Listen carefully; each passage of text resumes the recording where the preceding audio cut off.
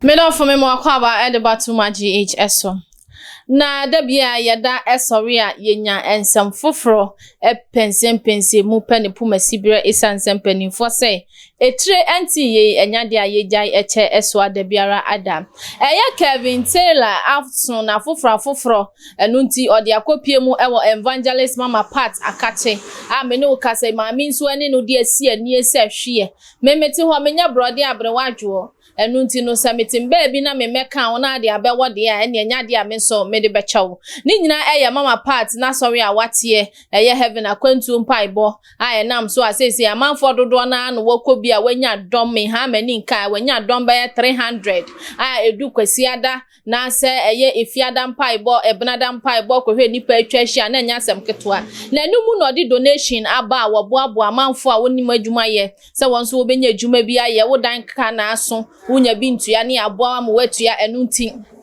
watwem ya hu se enipa no ba na eba wodoso enunti na behia sese obi epese obedwan ni no ya asole ba e wo se wuhia membership card eno na betre ese oye heaven akwantuo mpai boni enunti obi biara opesa oye member no ese fata se obenya eye membership card na no eye 300 Ghana cedis a watcher se mo amantamu na ne price no ebe kosoro enunti sese die monji ni low na mo enjoy high eno na Kevin Taylor entiase na okasa mami eye scam enunti eye na kom no kro no ana obo eno ananam so a ode esan ede agbawura sondem a wahu se ye chi ninti no sese akonfo no ye cheche enti wo so otimi divert ye na Kevin etiti bi de bo no ankasa kache ne se wabodam na enei na eye mama party kiremu ana chese Kevin Taylor se IGP emechi no enunti eye kwasi ada okoye na sorry no ohwe nim se ankode eye journalist fo bi beti egu na ne o ma be video no na odi police fo abane abefa no nanso wantimi anye de ne eze na ono ankasa wonye obia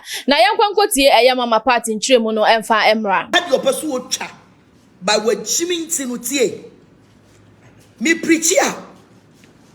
video bia ya for the Facebook live.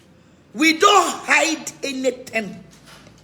Everything is on the Facebook. It's over Kevin Taylor. Jimmy Fuono. Ebet now say IGP and Agradaa. Or best man the boys are vegetarian. Kevin Taylor, me say enye die hiani. Okoti ewu. Okoti enye juma. Kevin Taylor, odo brother. Bema bia ne kwoti enye dwuma te se Kevin Taylor bia no ena okasa bebre na Kevin Taylor oba be na ebepel Ghana ni ba ben awa wo redie te se evangelist mama parts kala papa ben ena oba wro ne ho ese Kevin Taylor fa wo kwoti ebe hye ne twem tie emma be yensia a Kevin Taylor woko America Ghana forma a woko see wo mo pe no won se kotia wonni a wodi bedi twenti obi anwale wo asia wokotia ehye twemu ana adwo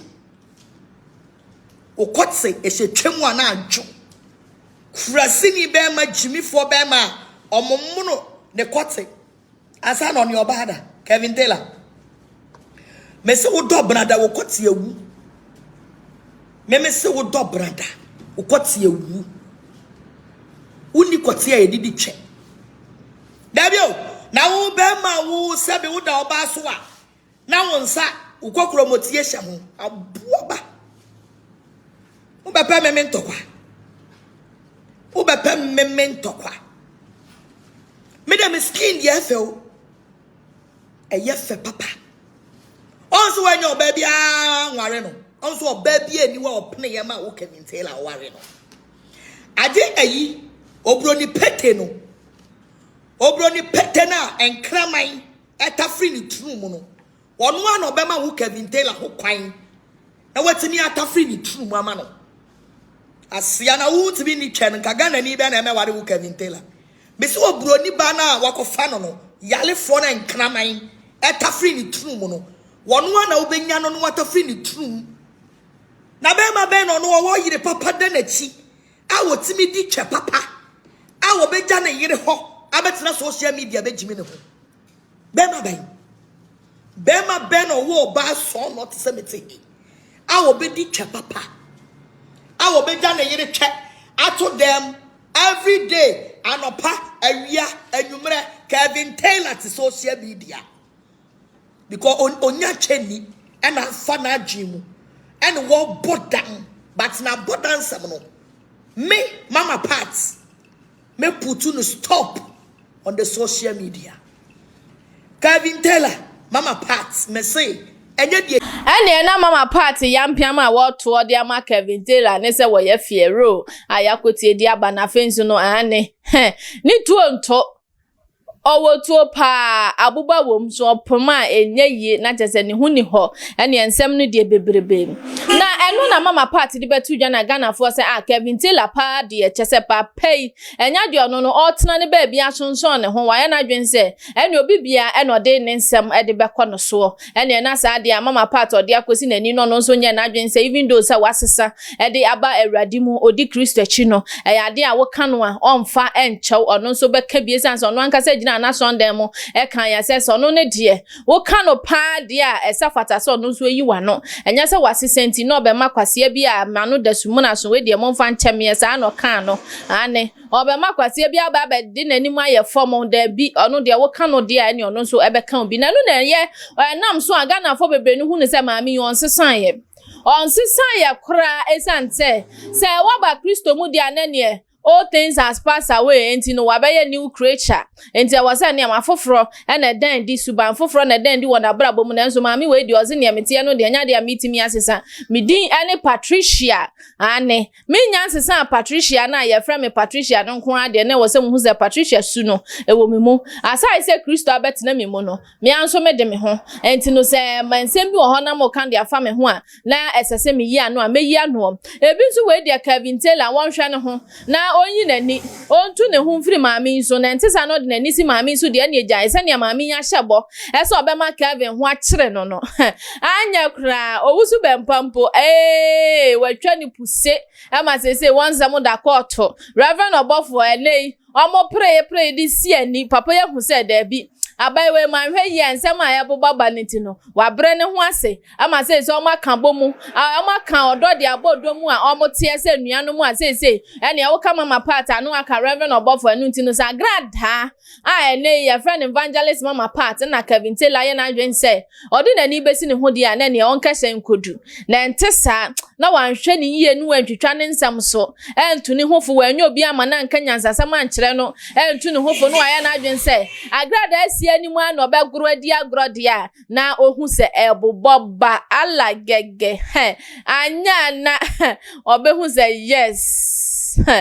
obe meeting ni meter na eno ene ebinso se mama part die what ni baby onka wo bia amanfo ene koka ebeka no ono no se wasesa munye nyame na majeje no enu nti munya no mfa mawrade se ne okan se twabura ni dura yenyai ema ni nyina momunyi twabura ni dura yade ono ankasa be ni de afri mo na adan na ekamia ye se enipa bi mu pese woje eye awrade adwuma no eye de ma no enyam na mbebu nipa ten ono no bebu nipa ten nti se mama part se wasesa de a na ne mo nso amuhu se Kristo sum no yanya ne saa se ne mo ti ase fafa no momonya ne saa ono so se ne hu no saa e na obehunu na emomu munya no internationally na Ghana fo ebedi na chinsu wonya omo so obi eye sefa